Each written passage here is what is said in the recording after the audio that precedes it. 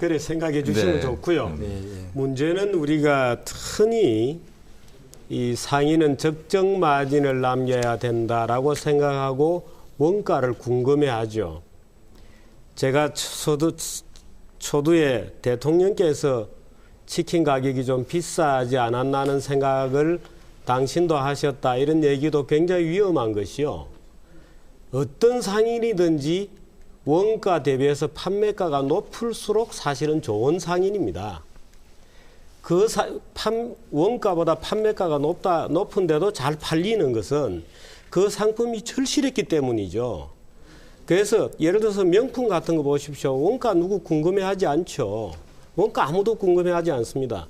예를 들어서 뭐 대부분 공산품 원가 아무도 궁금해하지 않습니다.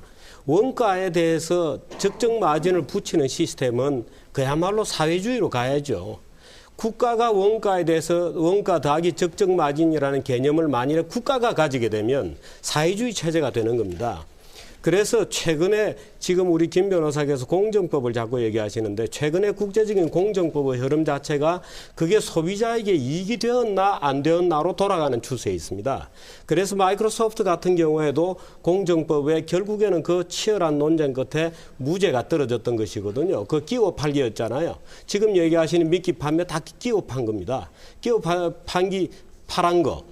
이런 것조차도 그게 소비자에게 궁극적으로는 이익이 된다 그러면 되는 거죠. 그러고 거대 자본이 시장을 다 먹으면 가격을 그다음에 굉장히 높이 세우지 않겠느냐고 일반적으로 걱정하는데 전혀 그런 현상이 나타나지 않습니다. 최근에 예를 들어서 우리가 비디오 테이프를 보던데 지금 비디오 테이프 다 없어졌잖아요. 다 CD로 바뀌었습니다.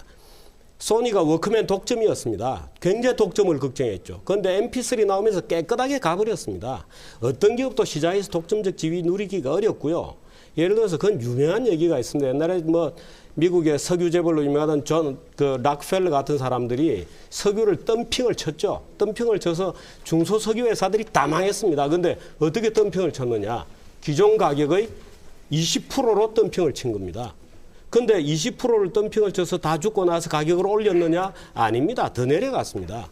철도를 다 석권했던 밴드빌트라는 사람은 강도로 불렸던 사람인데요. 철도 회사들 다 죽었으니까. 이 밴드빌트가 철도 운임 요금을 90%를 내린 겁니다. 10%가 남았어요. 그러면은 그 망한 중소기업들이 경제를 다 어떻게 했냐? 안 그렇습니다.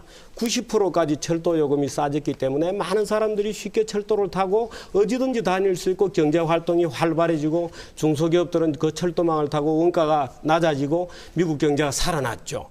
그래서 우리가 겉으로 보기에는 누가 죽는 것처럼 보이지만 절대로 그게 죽는 게 아닙니다.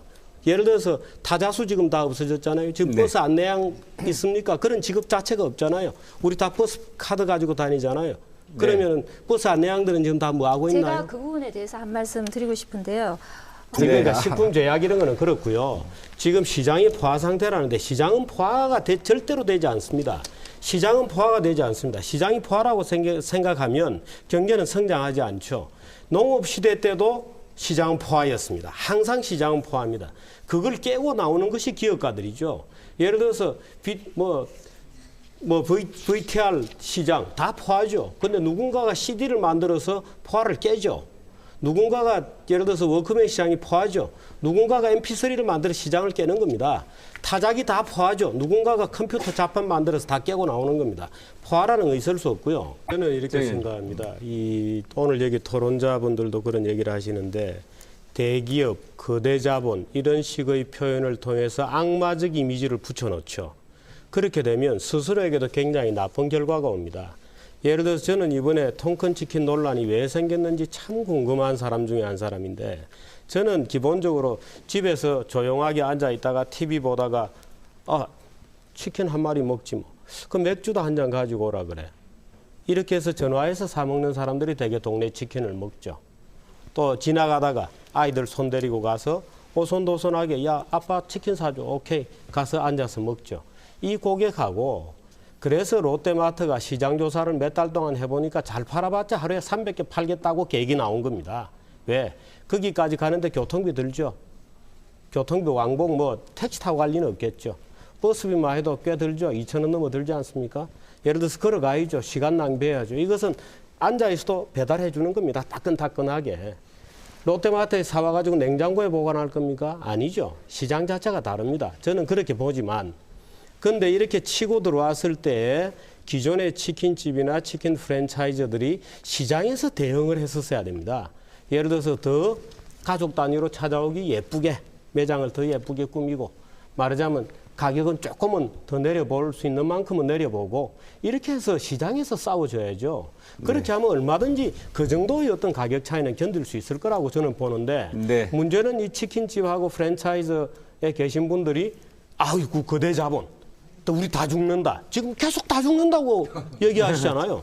다 죽지 않습니다. 근데 다 죽는다고 부풀리면서 오히려 자기 발등을 찍고 있는 것이죠. 그래서 네.